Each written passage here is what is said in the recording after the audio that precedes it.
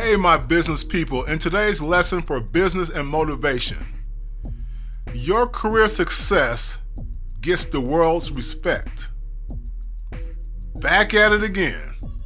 Told you I'm going to be a pit bull about all this. You and I both know you can do better after you graduate. I came across yet another source online trying to tell y'all what I've been saying all this time. This is a new era of automation in the workplace, and other higher income jobs are out there right now, paying way more than you're making, that don't have to take 4 years or more to make $70,000 or more a year. Did you hear me? Let me say that again for the slow ones in the back. You can complete a 1 or 2 year trade or associate's degree major to earn more than $70,000 or more a year. Pause right there.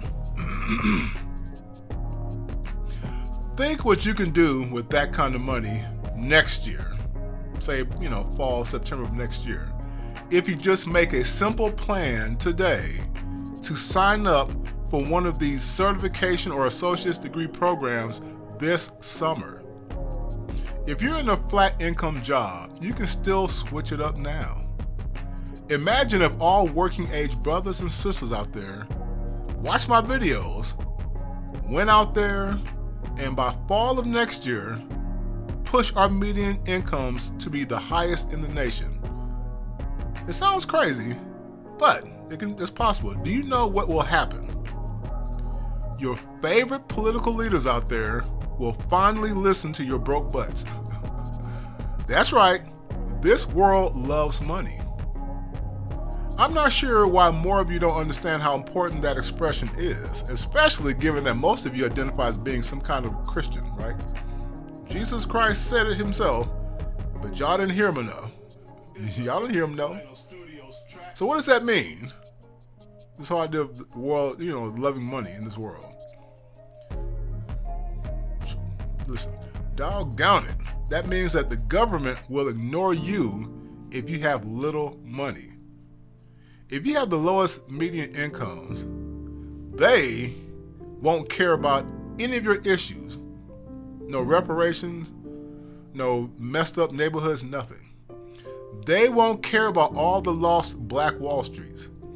They won't care about credit and insurance redlining. They won't care about improving your neighborhoods, like I just said. I can go on and on. You get the picture.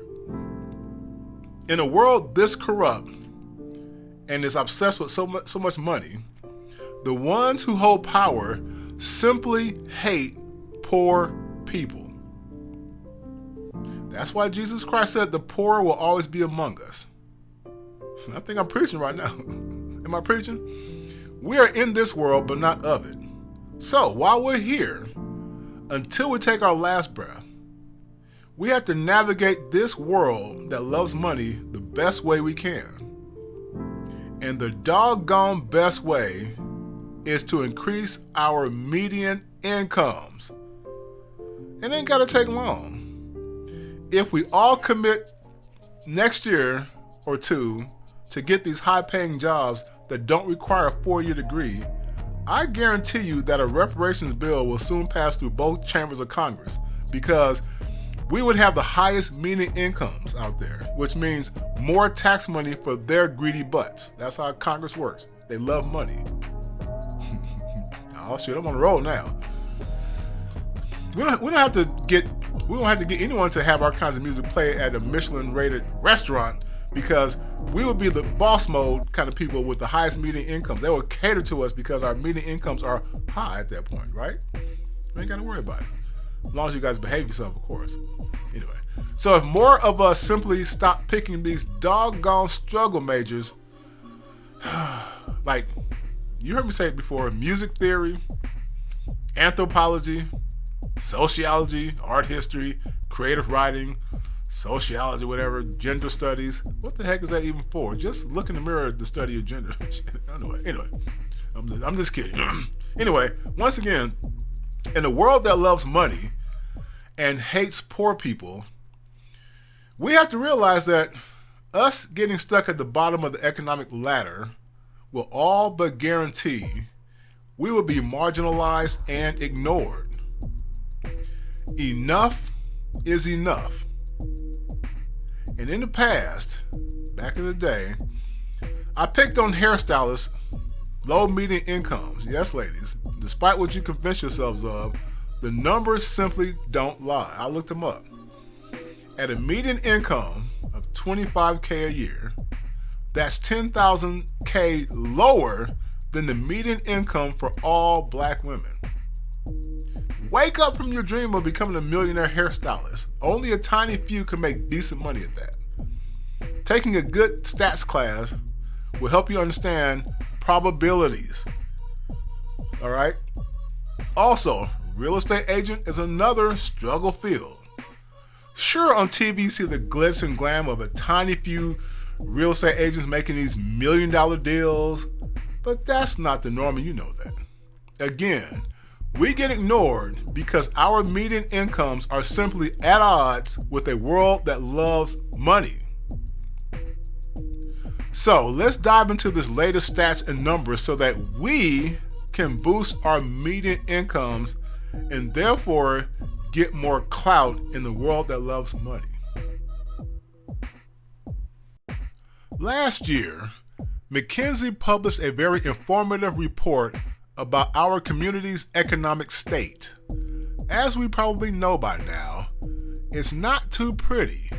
But unlike our old school leaders who, instead of addressing these problems head on, misdirect our resources into useless political and social endeavors, for example, just like the Black Lives Matter scandal has exposed lately, we are forging a realistic, tangible roadmap for getting us out of this poverty rut that has plagued us for many decades. I like how McKinsey phrased this right here, quote, "The sobering picture that emerges is meant not to discourage but to galvanize. Addressing the wage disparities described in our research alone could propel an estimated 2 million black Americans into the middle class for the first time. This could reverse current trends with cascading effects, lifting the prospects of the next generation even further," unquote. Now stay with me, my people, because I want us to have more than 2 million moving to the middle class, trust me.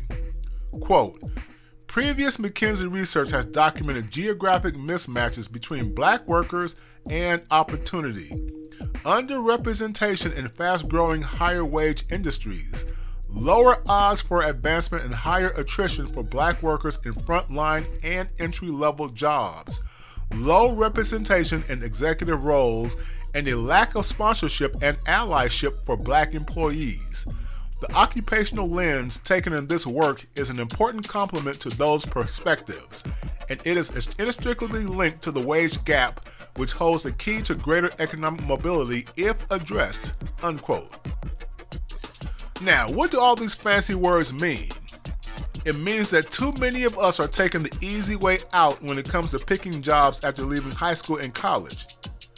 Further proof of that is in this quote right here, quote, "Black workers make up 12.9% of the U.S. labor force today, but earn only 9.6% of total U.S. wages," unquote. Again, what do these fancy words mean? Our collective incomes are lower than they should be for the number of us of working age. The following graph shows the gaps across several jobs. Let's take a look at it.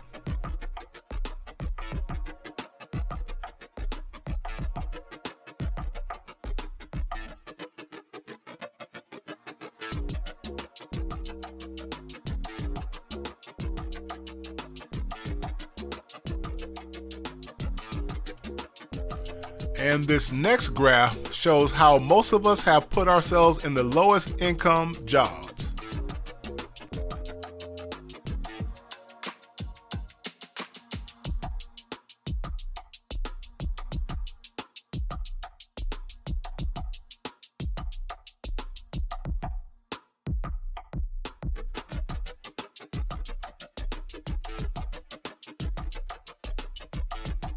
the opportunity for good jobs, it wasn't there.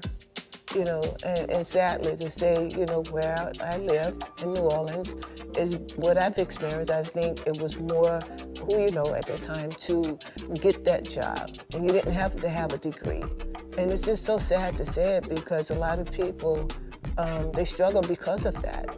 You know, there were times where even with school, you know, I couldn't even get my sons in a decent school. Folks, we can control this. We don't need the government or anyone else to fix this.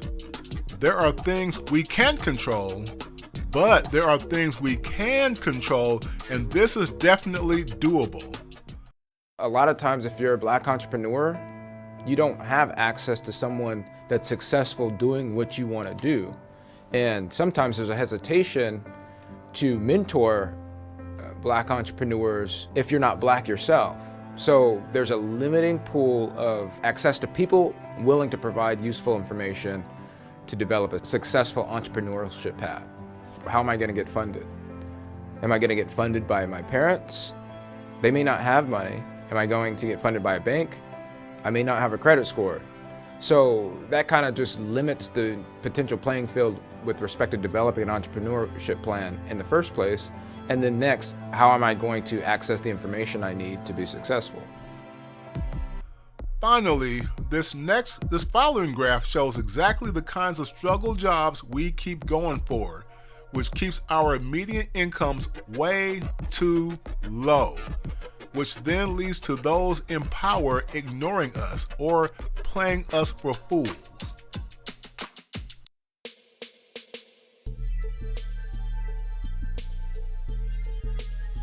Believe it or not, every one of these jobs will be automated sooner than you think. And guess what happens to us if we keep pretending like we can go on like this forever? We will become useless to society. And I don't even want to tell you what that means in a world that loves money more than it loves poor people. So let's get to work, and over the next 1 to 2 years, let's complete the right trade schools and 2-year colleges with STEM majors and careers so we can move our way to the top of the median income ranks. Until the next video, brothers and sisters, take care.